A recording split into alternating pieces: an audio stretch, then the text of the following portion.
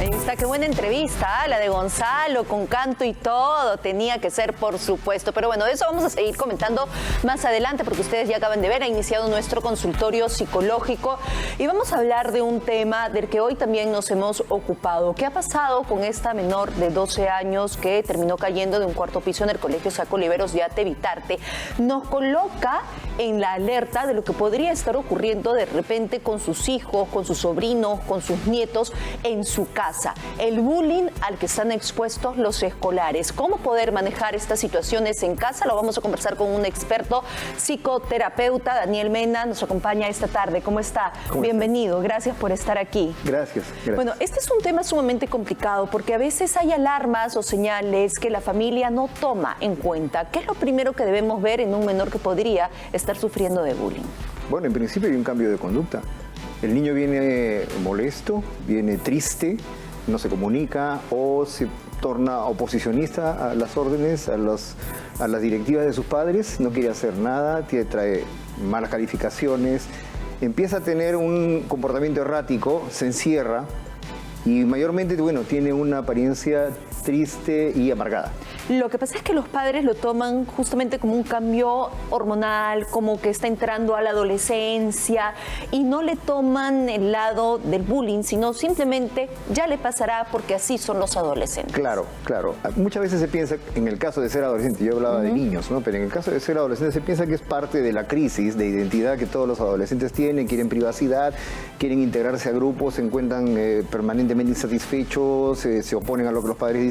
Es cierto, pero básicamente ese comportamiento adolescente, oposicionista, típico de esa edad, no es precisamente lo que pasa cuando el niño viene agredido del colegio. Cuando viene agredido del colegio, su comportamiento es en realidad de amargura. Su comportamiento nos hace denotar que él se encuentra angustiado, se encuentra enojado, triste. Eso y esto podría verse marcado durante el día de semana, es decir, el fin de semana lo podemos ver mucho más relajado, mucho más tranquilo porque no está yendo al colegio, o generalmente es algo que se arrastra durante todo el día.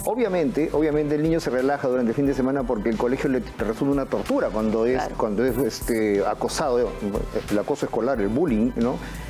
Cuando es víctima de acoso escolar, el colegio le resulta una tortura y manifiesta todos los días que no quiere ir al colegio y manifiesta síntomas y le duele la barriga y no sé, no quiere ir al colegio. Y ese es un tema importante porque muchos padres dicen, ¿cómo manejar si es que nuestro hijo nos dice, no, papá, mamá, lo que pasa es que me están molestando mucho en el colegio? Porque a veces la respuesta que se tiene es, no se les hagas caso, son cosas de chiquillos, hasta el sordo, o responde, claro, ¿no? ¿Para qué te vas a dejar? No, contéstale. ¿Qué se debe hacer en un caso ese? ¿Qué se le debe aconsejar al niño o al adolescente? Bueno, en realidad estamos siempre nosotros abogando porque la violencia no es la salida. En primer lugar, no se le promueve la no violencia. Pégale tú también, o sea, eso no es posible. Esa es una espiral que no termina. Lo que tenemos que hacer es escuchar realmente. Lo que estamos viendo cuando el niño es abusado en el colegio o el adolescente es abusado en el colegio, estamos viendo una parte de la historia. Y es una parte de la historia que desafortunadamente tiene como protagonista a un niño que no ha sido escuchado. Un niño que está enojado en casa porque los padres pelean, porque los padres están separados, porque no está con quien quisiera estar. Es un niño que se carga y se dispara en el colegio y abusa de otros niños. O es un niño que desafortunadamente ha sido también víctima de violencia en casa, un niño retraído, intimidado por la violencia del hogar y llega a ser, digamos, la presa fácil del bully, ¿no? Del abusivo. Entonces, sobre todo estar con los chicos, prestar atención a sus requerimientos. La otra cara de la moneda es el niño al cual que desde pequeño no se le ha permitido tomar decisiones, no se le ha permitido ser él mismo, ¿no? Entonces se le hacen las cosas. No, él no recoge sus juguetes, él no recoge la mesa, él no lava platos, o ella, en todo caso, no importa, él o ella pueden lavar los platos, pero le damos el mensaje de que él no tiene capacidad para tomar, entonces la autoestima es baja, llega al colegio es un niño intimidado que es presa fácil del bullying. A ver, doctor Mena, yo le coloco una posición en tantos años, viendo tantas noticias tan trágicas,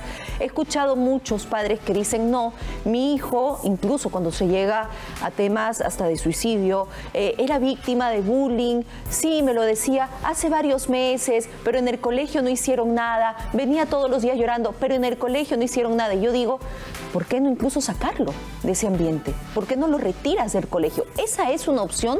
O, como le decía, hay que enfrentar las situaciones. Pero si se llega al extremo, por último, si nada cambia, lo retiro de este espacio.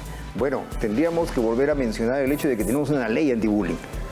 La ley antibullying, ¿no? 29179, ¿no? Desde el año 2012 manda que toda la comunidad educativa está comprometida a denunciar cualquier acto de acoso escolar, desde los alumnos hasta el director.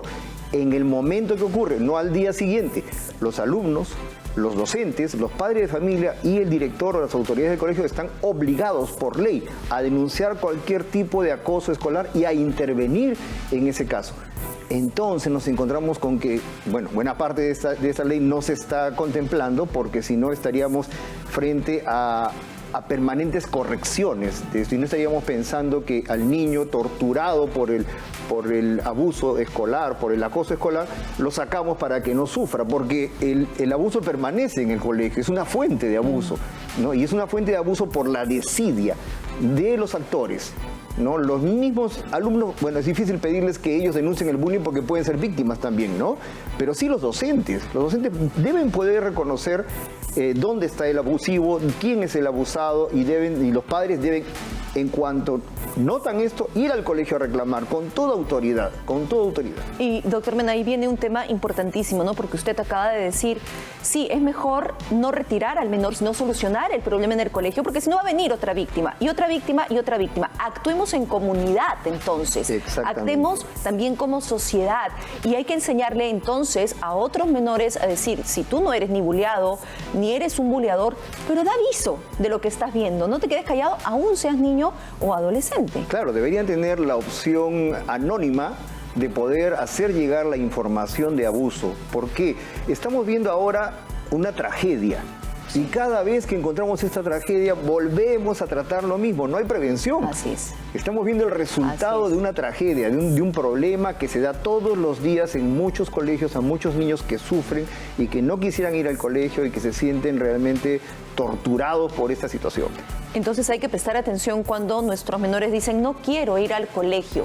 Pero no solamente decirle tienes que ir a estudiar, sino ¿por qué? Claro. ¿No? Preguntarle dónde está el fondo de esa situación, porque es algo que pueden arrastrar incluso hasta la vida adulta. Claro, sí, tiene consecuencias, por supuesto, pero esto es fruto de una siembra. Si nosotros desde que el niño, desde sus primeros meses de vida, no estamos en comunicación con él, no desarrollamos la comunicación, podemos escucharle y no creerle o podemos, él simplemente no nos manifiesta, no nos manifiesta. O él se queda callado. Se queda callado, ¿no? Claro. O no lo tomamos en cuenta porque no lo estamos conociendo en su comunicación. Si la comunicación es fluida, nos vamos a dar cuenta de lo que pasa. Eso es de hecho. Doctor, entonces la última recomendación para las personas que tienen a cargo a menores, que presten muchísima atención a todos sus cambios. Esa sería. Siempre he dicho que con los hijos hay que estar, en principio. Y hay que estar en todas las circunstancias. Hay que siempre procurar la comunicación, aunque no sea siempre fácil, hay que insistir en un buen método de comunicarse con ellos. Respetarlos, por supuesto, a los adolescentes en su momento, ¿no? Y además de ello, permanecer siempre al tanto de las compañías que tienen ellos. Importante. Las compañías que tienen ellos, ¿no? Yo recomiendo a los padres que promuevan que los amigos vengan a casa. Conocer, claro, con quiénes están y cuál es el trato que tiene con ellos. Claro. Muy bien. Muchas gracias por haber estado con nosotros esta tarde. Y como bien señala, espero no tener que volver a comentar un caso de este tipo para reunirnos. Siempre la prevención. Muchas gracias. Gracias. Muy amable, encantada. Hasta aquí nuestro consultorio psicológico.